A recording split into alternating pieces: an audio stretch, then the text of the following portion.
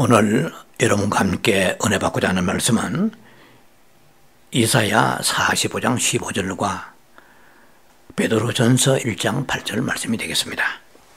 제가 여러분 대신해서 말씀을 봉독에 올려드리겠습니다. 이사야 45장 15절입니다. 구원자 이스라엘의 하나님이여, 신실로 주는 스스로 숨어 계시는 하나님이시니이다. 베드로전서 1장 8절입니다. 예수를 너희가 보지 못하였으나 사랑하는도다. 이제도 보지 못하나 믿고 말할 수 없는 영광스러운 즐거움으로 기뻐하니. 오늘 말씀의 제목은 스스로 숨어 계시는 하나님 세 번째 시간입니다. 부제목으로서는 나타나실 때와 사라지실 때라는 제목을 가지고 스스로 숨어 계시는 하나님의 시리즈 말씀 종결편이 되겠습니다. 하나님은 사람의 기질이 있습니다. 하나님은 사람의 그 기질대로 사람이 행하는 것과 같이 하나님께서도 하나님의 그 어떤 성품, 하나님의 속성대로 인간에게 당신의 모습을 나타내시고 행하십니다. 자, 그래서 그렇다면 과연 하나님의 성품은 무엇인가? 라고 물을 때에 우리는 하나님의 성품에 대해서 줄줄이 깨고 있고 말할 수 있죠. 그분은 자비하시고 선하시고 오래 참으시고 노하기를 덜히 하시고 이렇게 성경에 다 나와 있습니다. 그런데 우리가 하나님은 그 스스로 숨어 계신 하나님이라는 데 대해서는 별로 그렇게 관념을 갖고 있지 않다는 것이죠. 하나님은 숨어 계실 뿐만 아니라 그분은 굉장히 은밀하신 분이시라는 것입니다. 너무나 자신을 깊이 잘 감추시기 때문에 그분의 임재하심을 전혀 의식하지 못하고 인지하지 못하고 살아갈 때가 거의 우리가 삶 속에서 그것이 과반수로 차지하고 있죠. 예수님께서 제자들하고 3년 가까이 그 예수님이 공생애 하실 때에 동고동락하셨습니다. 그런데 예수님이 자신을 한꺼번에 다 계시하지 않으셨어요. 그러니까 조금씩 계시하심으로 인하여 그들이 거울을 보는 것 같다가 점점 얼굴을 마주 보는 것처럼 예수님이 그 누구신가를 조금씩 알게 되었습니다. 지난 시간도 언급을 한 것과 같이 마태복음 16장에 보면 가이사라 지방으로 지나가시다가 느닷없이 너희는 나를 누구나 하느냐라고 물으신 것은 제자들이 예수님에 대한 실제적 존재에 대한 그들의 인식이 부족하다는 것을 아셨기 때문에 물어보신 것이죠. 자, 예수님은 그렇게 조금씩 자신을 계시하시고 인하여서 제자들이 예수님을 점점점 실체를 알게 되었습니다.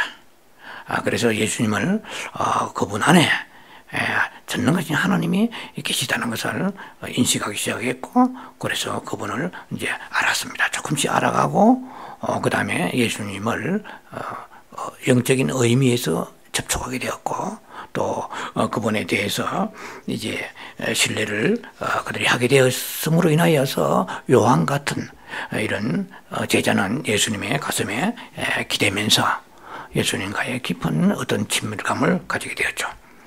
그러나 제자들이 예수님을 이렇게 깊이 소유했다고 생각하고 많은 예수님에 대한 기대가 이제 이루어졌다고 생각했을 때에 그들은 예수님을 이제 누리고 소유하고 영원토록 함께 계신다는 데한 그런 어떤 보람과 안도감을 느끼기 시작했을 그 무렵에 느닷없이 예수님께서 내가 너희를 떠나겠다고 말씀하십니다. 그들의 제자들의 입장에서는 이전에는 예수님을 몰랐어요. 이제는 예수님을 점점 알아가고 있다고 생각하고 알았다고 생각하고 안도감을 가질 그 무렵에 청천벽력같이 예수님께서 나는 너희를 떠나겠다고 말씀하십니다. 그들은 굉장히 당혹해했고 그들은 낙심했습니다. 어떻게 그분께서 이러실 수 있느냐라는 반문이 그들에게 생겼을 것입니다. 그러나 주님은 말씀하십니다. 내가 너희를 떠나는 것이 유익하다고 말씀하세요. 그럼 제자들의 생각에는 황당무계한 생각이 들었을 것입니다. 주여, 주께서 우리가 이제 살만하고 이제는 안도하고 이제는 정말 보람이 있다고 생각하는 이 시점에 와서 떠나시겠다니 도대체 우리는 이해가 되지 않습니다. 떠나시는 것이 우리에게 유익이라뇨? 우리에게 무익하지 왜 유익합니까? 그들은 그렇게 생각할 수밖에 없었겠죠? 예. 자, 그래서 제자들은 옛날보다 더 혼란이 왔습니다. 예. 자, 그래서 그들이 당혹해 할 때 예수님께서는 그들에게 말씀하십니다. 내가 너희를 떠나지 않으면 보혜사가 오실 수가 없다는 것이죠. 보혜사는 보통 우리가 다 알고 있는 얘기는 성령이라고 생각을 하죠. 그러나 또 그렇게 단순하게만 생각해서는 안 됩니다. 보혜사는 파라클레토스라고 헬라어 그리크죠. 헬라어로 파라클레토스입니다. 파라는 곁에 이런 뜻이에요. 클레오는 부르다, 보호하다 이런 뜻인데요. 한마디로 말하면 파라클레토스는 보혜사, 즉 위로자, 대변자 이런 것으로 해석할 수 있습니다. 위로자, 대변자, 변호자 여러 가지 뜻이 있지만은 보혜사라는 의미는 예수님이시면서 동시에 성령님이세요. 두 가지의 측면의 의미를 가지고 있습니다. 보혜사 그분이 오신다. 내가 떠나야 보혜사 그분이 오신다. 성령이 오신다는 뜻으로 해석할 수 있지만 또 하나 다시 내가 너희들 오시겠다는 거야. 그럼 예수님이 다시 오신다는 의미는 무슨 뜻이냐면은 재림 때 우리를 심판하시고 데리러 오시고 이런 의미만 생각하면 안 됩니다. 우선 좀 근접해서 생각할 때 내가 너희를 떠나서 다시 온다. 보혜사가 되어서 온다 이 말이죠. 그것은 부활하실 것이라는 얘기입니다. 레저렉션이죠. 부활하실 것이다. 네. 그리고 내가 너희를 요한복음 14장 18절 말씀 보면은 고아와 같이 버리지 아니하고 다시 너희를 데리러 올 것이다. 다시 너희 데리러보다는 다시 너희에게 찾아오시겠다는 약속이죠. 브라함이 있습니다. 약속입니다. 자, 예수님이 그러시면 이런 말씀대로 과연 다시 오셨습니까? 네, 다시 오셨죠.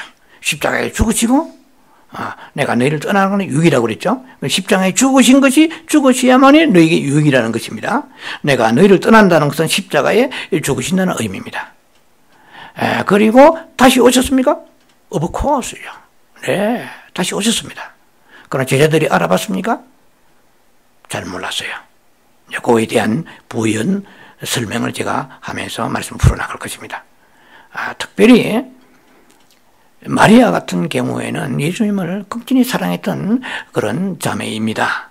예수님 십자가에 골고다 언덕 비아돌로로사 그 언덕에 그 골짜기를 지나 십자가에 죽으셨습니다. 그때 그 무덤에 찾아갔던 바로 첫 번째 존재가 바로 마리아죠.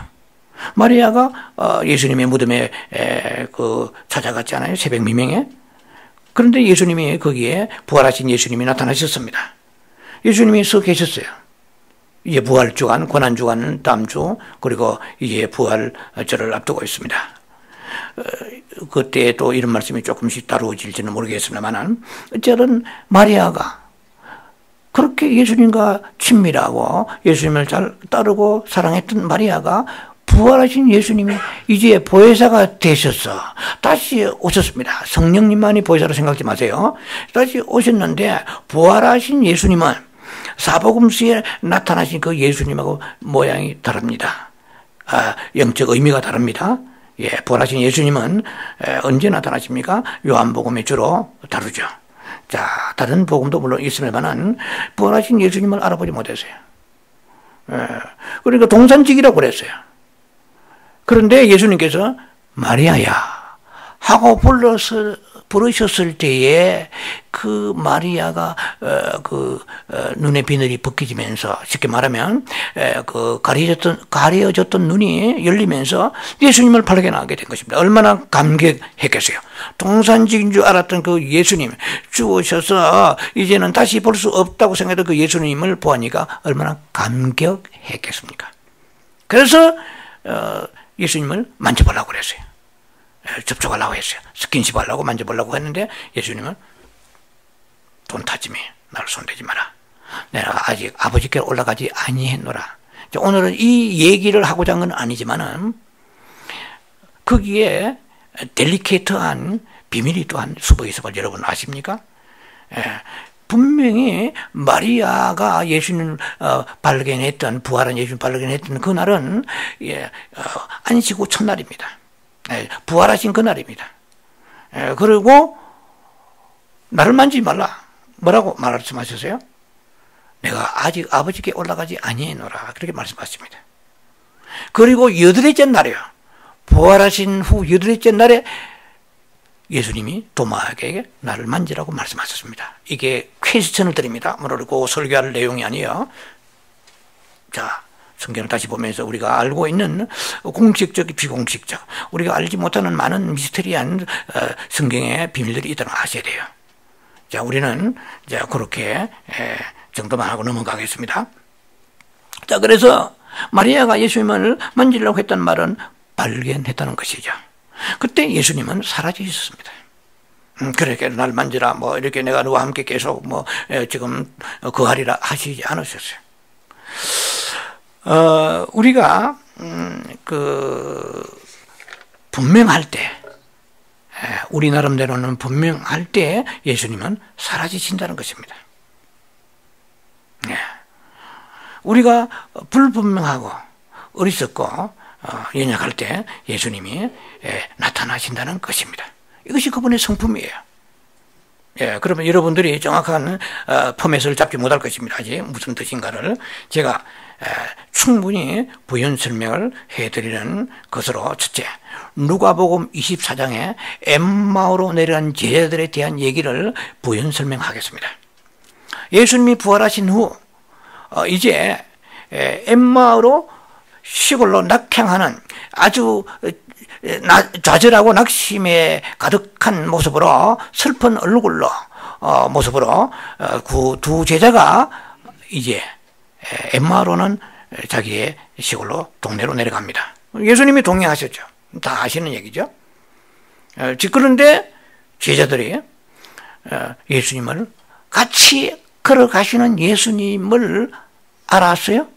알지 못했습니다. 자, 그걸 아셔야 돼요. 그래서 그들이 예수님을 전혀 알아보지 못했을 때 어때요? 예수님이 지금 동행하셨습니다. 여러분, 이 자리에 예수님이 계십니다. 이것이 믿어지는 사람도 있고 그냥 막연하게 추상적으로 생각하는 사람 계실 거예요. 그래서 우리는 지금 좀 어리석어야 돼요. 똑똑하다고 생각하는 사람한테 주님은 나타나지 아니하십니다. 이 제자들이 지금 예수님 같이 계셨어요. 그리고 자기들이 무슨 말을 많이 서로 주고받는데 그 내용은 예수님이 죽으신, 십자가에 죽으신, 참담하신 그러한 내용들에 대한 얘기를 나누고 있었습니다. 그런데 얼마나 어리석어요.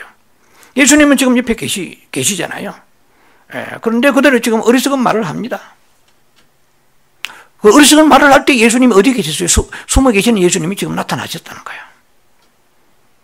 자, 그래서 우리는 어느 면에서는 우리가 분명하고 정말 똑똑하고 정말 안다고 하는 그런 입장에 보다도 우리가 다소 순수하고 어리석을 때 주께서 나타나신다는 것입니다.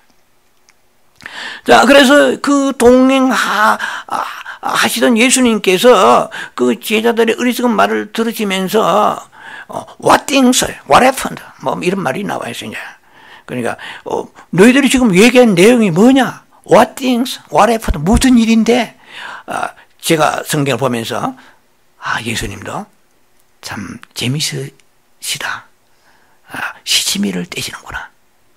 자신이 부활하신 예수님이신데 지금 예루살렘의 근자에 무슨 일이 일어났는데 당신은 그런 거 몰라요? 그럼 예수님이 내가 그다. 내가 부활하신 예수님이다. 안 하세요. What happened? What things? 무슨 일인데? 모른 체 하신 거예요. 참 놀랍잖아요. 그래서 이 제자들하고 같이 오랜 시간 동행하셨습니다. 하시면서 마을에 들어갔어요. 날이 어두우지. 마을에 들어갔을 때 예수님께서 떡을 떼시고 그들의 눈을 벗겨주신 것입니다. 눈을 열어주신 거예요. 눈을 열어주실 때에 예수님이 바로 옆에 서 계시는 거예요. 얼마나 놀랐겠습니까? 누가복음 24장 31절에 예수님이 어떻게 성경에 이렇게 되어 있습니다. 예수는 저희에게 보이지 아니하시더라 그랬습니다. 예수님이 전혀 옆에 계시는데 몰랐을 때는 예수님이 거기에 나타나셨어요. 함께 동행하시며 함께 걸어가셨습니다. 이 얘기도 다 들으셨습니다. 그런데 예수님이 그들의 눈이 열어주시면서 자신을 보았을 때 예수님은 보이지 아니하시는지라 사라지셨습니다. 나타나실 때와 사라지실 때에 우리의 그런 분별의 속에서 신앙생활이 그 한 싸움이라고 볼 수 있겠죠. 자, 우리가 주님을 볼 수 없을 때에 어리석은 생각하고 어리석은 말을 할 때가 많이 있을 것입니다. 그때 주님은 현명하고 똑똑한 그런 사람에게 신학자의 그런 말에 그들의 그 논리정연한 신학적인 해박한 지식에 귀를 기울이시기보다도 이렇게 누가복음의 24장 말씀처럼 어리석은 말, 어리석은 그런 생각하고 있을 때 주님께서 숨어 계시지 아니하시고 귀를 기울이시다가 더 이상 숨어 계시지 아니하시고 주님께서 나타나신 것과 같이 오늘 우리들에게도 일부러 우리가 어리석은 말을 할 필요는 없어요. 그러나 최선을 다하고 있는 힘대로 다 믿으려고 하고 살아가는데도 불구하고 어리석은 생각을 하게 되고 또 우리가 무지한 생각을 하게 될 때가 있을 것입니다.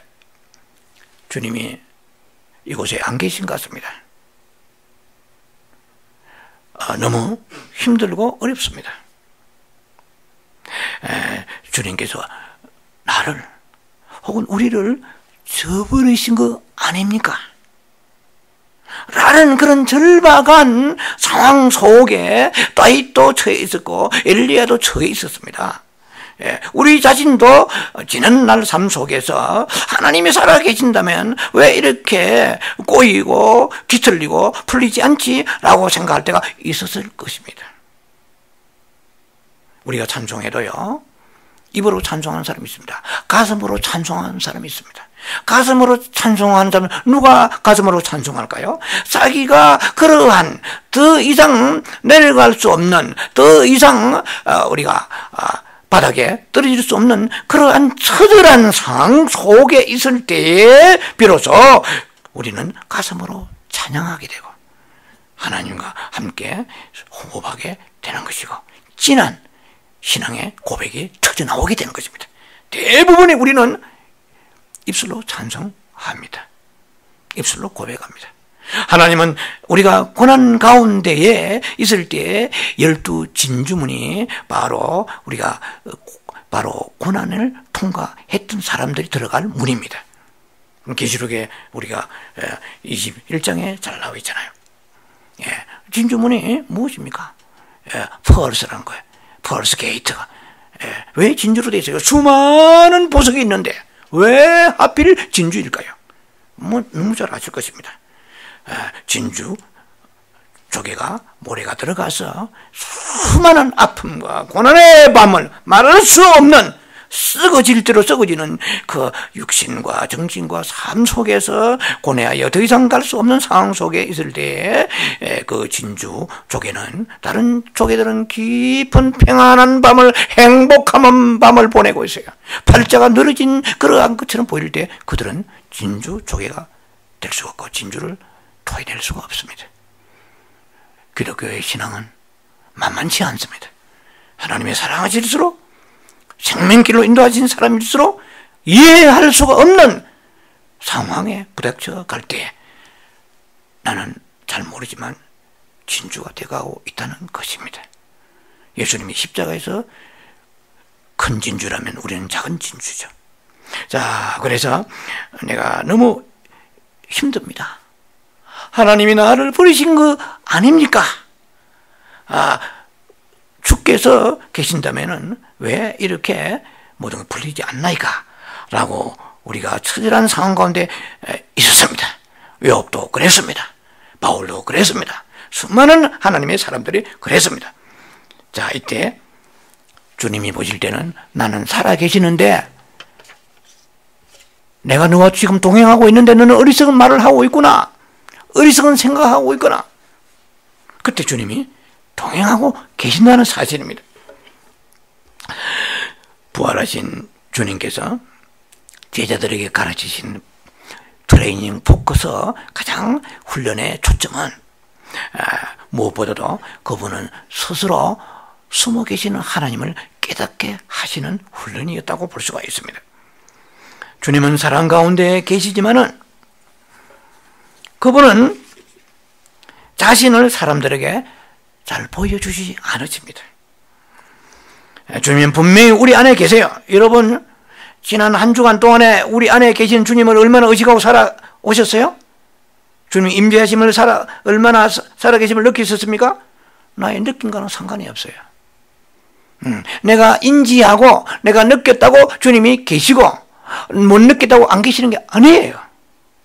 우리가 지금 자기의 어떤 상태, 자기의 컨디션에 따라서 주님을 잊고 나와 동행하시고 여기 계시고 안 계시고 이렇게 생각합니다. 내가 좀 뭐가 밥술이나 뜨고 문제가 없고 행편이 모든 것이 순적하면 주님이 내게 살아계시고 우리 가정에 계시고 우리 교회에 계시고 여러분 직장 사업장에 계시고 그렇습니까?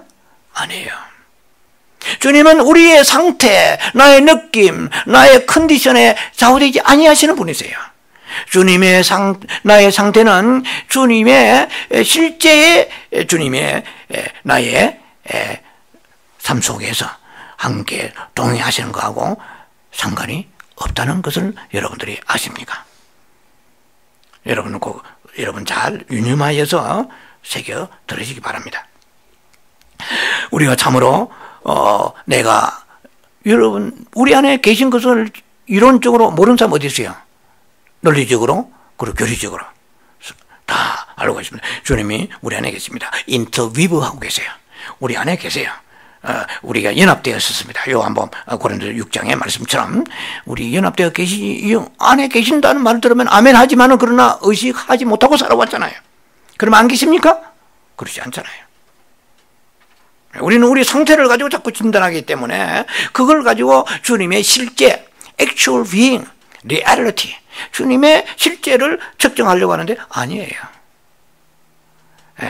그건 참 믿음이 아닙니다. 내가 느끼지 못하든 느끼든 주님이 내 삶 속에 일하시는 것을 항상 믿는 믿음이 있어야 되는 것입니다. 냉편이 좀 잘 풀리고 하면은 살아계시고 우리 가정에 계시구나. 어려우면은 떠나셨구나 생각하고 있다는 것이 우리가 가지고 있는 관념일 뿐이지 실제로 정확한 영적 지식이 아니라는 것입니다. 주님은 우리 안에 계심에도 불구하고 우리가 느끼지 못하는 것과 같이 우리의 삶의 현장 속에서 지난 한 주간 지난 우리의 생애 속에 살아오면서 주님은 계속해서 항상 일하셨습니다.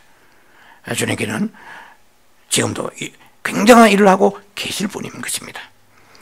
그러나 다만 우리가 우리의 기질을 가지고 자꾸 주님을 해석하려고 하니까 우리의 관념을 가지고 해석하려고 하니까 여기에서 우리가 엉뚱한 생각에 빠져 낙심하고 좌절하고 그리고 절망하게 되는 것입니다. 자, 여러분 예수님이 부활하시고 난 이후에 도마에게 왜 나타나셨습니까? 도마가 어리석은 생각을 하고 있기 때문에 나타난 것입니다. 바보 같은 생각하고 있기 때문에 나타나시는 것입니다. 왜 그러냐면 부활 후 레주렉션, 애프터 레주렉션, 부활 후 여덟째에 그 마가다락방에 예수님이 나타나시는데 수많은 사람들이 제자들이 있지만은 카몬 하고 누구를 부르십니까? 도마를 부르셨습니다. 도마의 생각을 꿰뚫어 보신 것입니다. 얼마나 어리석은 생각이냐. 다른 제자들은 다 믿는데 도마만큼 믿지 않는 거예요. 도마 혼자는 믿지 않는 거예요. 너 이리 와. 네, 이 십자가에 못 박힌 이 손을 만져보고 네가 이걸 만져보지 않고 옆구리에 손을 넣어보지 않고는 믿지 못하겠다고 했지 않느냐. 그러니까 너의 연약함을 내가 알고 있기 때문에, 너 어리석음을 알고 있기 때문에 내가 너에게 지금 내가 너를 불렀다. 만져봐라. 예수님이 도마에게 나타나신 것입니다. 도마가 그걸 막 만져보고 믿으려고 했습니까? 그렇게 말씀하시는 예수님 옆구리와 손을 보고 도마가 주는 나의 하나님이십니다. 주는 살아계시고 나의 하나님, 나의 주시여. 성경대로 하면 나의 주시여, 나의 하나님이시여 하고 도마가 거꾸로졌습니다. 언제 나타나셨다고요? 어리석을 때. 전혀 믿음의 근수가 나가지 않을 때. 예수님은 도마를 비춰가시면서 다른 제자는 다 믿는데 왜 너는 믿음이 없어? 네 알아서 해 하고 떠나시지 않고 그때 주님이 나타나신 것입니다. 자, 그러면서 요한복음 20장 29절은 유명한 말씀이죠. 자, 뭐라고 말씀하십니까? 너는 나를 본고로 믿느냐 이랬습니다. 보지 않고 믿는 자가 뭐요? 복이 있도다 말씀하십니다. 나는 숨어 계신 하나님이야. 꼭 나를 봐야만 직성이 풀리겠냐. 네, 마치 예수님 지금 이 말씀하시는 것이 요한복음 20장 29절이 말씀하시는 것이 너는 도마야, 너의 기질은, 너의 성품은 보는 것을 좋아하지만 나는 볼 수 없는 것을 믿는 그런 성품을 좋아한단다. 이런 뜻으로 볼 수가 있죠. 자, 지금 우리는 제가 목사로 30년 목회했지만 예수님을 보고 믿는 게 아니에요. 물론 뭐 성령께서 우리 안에 들어오셔서 믿게 하시고 뭐 이리 할 수 있지만은 매일 보고 매년마다 보고 매달 보고 매주일 보고 주일날 설교하러 나온 게 아니에요. 그럼 숨어 계십니다. 네. 보지 못했지만은 우리는 믿고 사역도 하고 여러분도 믿고 계실 것입니다. 자, 그래서 예수님은 숨어 계시는 분이시라는 것입니다. 베드로전서 1장 8절에 이렇게 말씀하십니다. 너희가 보지 못하는 분을 사랑하는도다. 어떻게 해요? 보지 못하는 분을 사랑하는도다. 여러분 지금 예수님 사랑하세요? 이게 믿음이에요. 봐야 믿는 사람이 아니고 도마보다 더 큰 축복은 보지 못하고 믿는 자라는 것이에요. 자, 너희가 베드로 1장 8절에 전서 1장 8절에 너희가 보지 못하는 그분을 사랑하는도다. 이제도 지금도 보지 못하나 믿고 말할 수 없는 영광스러운 즐거움으로 기뻐하도다. 어떻게 해요? 보고 사랑했어요? 사람이 아니에요. 하나님은. 예수님은 사람이 아니에요. 부부가 아니에요. 부모와 자녀가 아니에요. 우리는 보니까 사랑하잖아요. 여러분 자녀가 없는데 이 세상 태어나지 않아서 사랑합니까? 말도 안 되잖아요. 존재가 있으니까 그 존재 속에서 우리는 교감하고 살아가는 거야. 그래서 우리는 신이 아닙니다. 피조물들입니다. 피조물들은 보면서 사랑하는 거예요. 그러나 영원하신 그 하나님, 신성이신 divine nature, 신성을 가진 하나님, 그분은 보지 못하는 분이세요. 보지 못하는 분이 하나님이십니다. 보면서 믿는 것은 가짜입니다. 전부 그것은 우상입니다. 부처대가리 죄송하지만은 그 다 우상 깎아서 만든 것을 보아야만 직성이 풀리는 거예요. 우리가 예수님을 봐야만, 꼭 뭔가가 만져보고 봐야만 믿는다고 그러면은 우상을 믿으려고 하는 것과 별 큰 차이가 없을 것입니다. 자, 그래서 우리는 보이지 않는 그분을 지금 사랑한다는 것, 이 굉장히 긍지스러운 거예요. 나는 보지 못하는 그분을 믿는 무언가를 깎아놓고 우상을 믿지? No. 성경은 그렇게 되어 있지 아니해. 보지 못하는 그분을 믿는 그자가 복이 있다고 그래. 나는 복 있는 자야. 나는 지금 예수님 보지 못했어. 야, 너 예수 믿는데 봤어? 너 지옥 봤어? 천국 봤어? 이렇게 말하는 사람 있어요, 없어요? 있습니다. 성경 보지 못하고 믿는 자는 복이 있다고 그랬는데 나는 복된 자로다. 나는 블레싱을 받은 사람이야. 믿어지는데. 네, 그리고 우상 깎아 만든 네가 뭐 불상이나 우상을 만들어 가지고 섬기냐? 이사야 성경 나와 있어. 그 불태우면은 불타버려. 신이 불타? 우리는 보이지 않는 하나님이시지만은 그분은 영원한 하나님이시고 또 그분은 살아계시는 하나님이시라는 것입니다. 자, 그래서 우리는 관념 속에 주님을 믿고 있다는 것에 대해서 자유해야 됩니다. 이제는 그 관념 속에 믿고 있는 그 주님이 실제 주님이 아닐 수가 있다는 것이에요. 자, 그래서 우리 상태가 우리의 신앙생활을 결정하는 건 아니라는 것입니다. 나의 상태가.